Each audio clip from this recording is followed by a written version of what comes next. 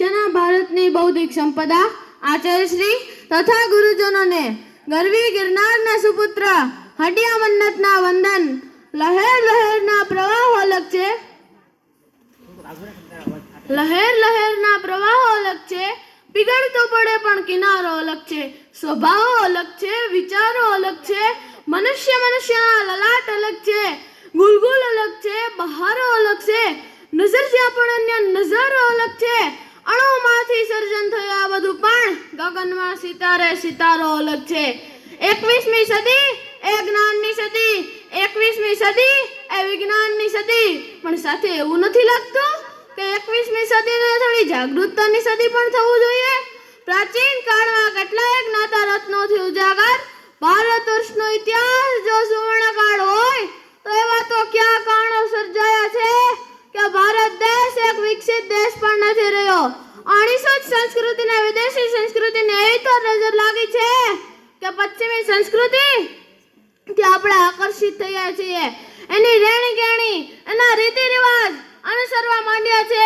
અને બસ દર વર્ષે જ્યારે સ્વાતંત્ર્ય દિવસ આવે ત્યારે બધા ગર્વથી કહે અમે આઝાદ થયા. એના આજે 78 વર્ષ થયા છે, પણ આમ જોવા જઈએ તો હજુ પણ તેના ગુલામ જ છીએ. વિદેશી પ્રજા તો આવીને ચાલી ગઈ, પણ એના સુવાસ હજુ પણ આપણી સંસ્કૃતિમાં ક્યાંક ક્યાંક દેખાય છે.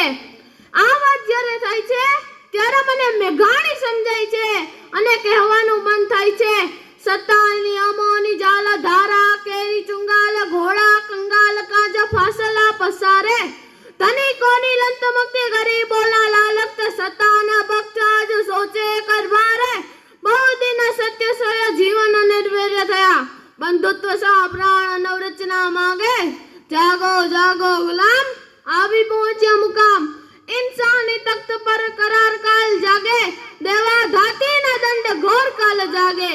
આ વિશ્વ જ્યારે પંથે દોડી રહ્યું છે ત્યારે આ પવનને આપણે રોકી નથી શક્યા, સમય સાથે યોગ્ય પરિવર્તન નથી કરી શક્યા. નો ડાઉટ આપણા દેશ પાસે સૌથી મોટું યુવાધન છે. એ યુવાધન પાસે નોલેજ પણ છે. એ નોલેજનો ક્યાં કઈ જગ્યાએ અને કેવી રીતે ઉપયોગ કરવો બસ એ જ આવડત નથી. આપણી મેન્ટાલિટી કંઈક આ પ્રકારની હોય છે, દરેક વસ્તુ એક્સેપ્ટ કરી લઈએ છીએ. કંઈક નવું ઇન્વેન્ટ થયું તો શું નવું થશે કે શું નવું થવા લાયક છે એનો આપણે વિચાર જ નથી કરતા. એનું એક શ્રેષ્ઠ ઉદાહરણ છે વિદેશી પ્રજાની વિચારસરણી કંઈક આ પ્રકારની હોય છે.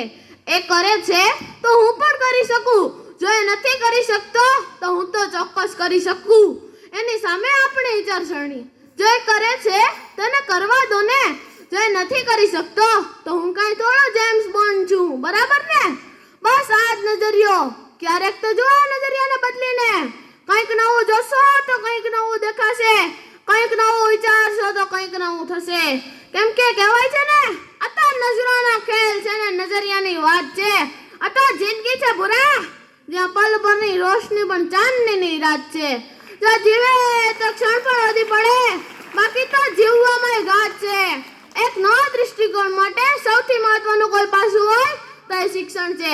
આજે દરેક વ્યક્તિ એવું વિચારે છે પોતાનો દેશ સમાજ વિશ્વમાં મોખરાનું સ્થાન મેળવે. એના માટે જોઈએ એક શિક્ષિત વર્ગ. આપણી પાસે એક ક્ષમતા તો છે વિદેશથી કદમે કદમ મિલાવવાની નહીં, એનાથી એક કદમ આગળ વધવાની. એના માટે જોઈએ એક શિક્ષિત વર્ગ, અને એ શિક્ષિત વર્ગ એક થઈ જાય તો એ કઈ હદે ચમત્કાર કરે એની પરિકલ્પના શબ્દ થકી ન થઈ શકે. પરંતુ આજે વાત ચમત્કારનો નથી, પરંતુ આજે વાત આપણી માનસિકતાનો છે, આપણી વિચારસરણીનો છે. સિર્ફ सूरज निकलने से अंधेरा नहीं मिटता, मौज आंखें भी खोलनी पड़ती है रोशनी के लिए. શિક્ષણ એ માત્ર પાઠ્યપુસ્તક પૂરતું જ સીમિત નથી. શિક્ષણ એ માનવીના વિચારોનો વ્યાપ વધારે છે. એટલે જ કદાચ દરેક વ્યક્તિને શિક્ષિત હોવું અત્યંત જરૂરી છે. આજે દરેક વ્યક્તિ સૌથી પહેલા શિક્ષિત બને, પછી સશક્ત બને અને પછી પોતાની અંદરની રહેલી ઉર્જાને પુનઃસંચારિત કરી સ્વયંની ઉર્જાને પરખે ને ત્યારે આ દેશને મળે શ્રેષ્ઠ પ્રજાશક્તિ. એવું નથી આપણા દેશમાં શિક્ષણ નથી, આપણા દેશમાં શિક્ષણ ન મેળવનાર કરતા શિક્ષણ મેળવનારની સંખ્યા વધુ છે. પણ દરેક વિદ્યાર્થી એવું વિચારે છે એને જે મળે છે તે તેને ઓછું લાગે છે. ધ્યાન રાખજો, હું સમજણી એનો એક શ્રેષ્ઠ ઉદાહરણ છે. દરેક ક્લાસમાં 3 પ્રકારના વિદ્યાર્થીઓ હોય છે. એક ભણવાવાળા, બીજું ગુમસુમ બેસવાવાળા અને ત્રીજું જેણે તો કસમ જ ખાધી છે કે નથી ભણવું કે નથી ભણવા દેવું. એના મંતવ્ય કંઈક આવા પ્રકારના હોય છે. એ કરે છે મને નથી આવડતું, મને નથી સમજાતું. ચાલો, નથી આવડતું એનો પણ ઉપાય છે, નથી સમજાતું એનો પણ ઉપાય છે, પણ જેને નથી જ કરવું એનો કોઈ ઉપાય નથી.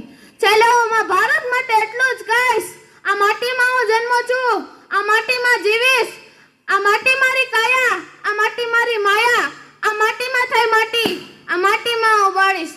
અસ્તુ. જય હિન્દ, જય ભારત.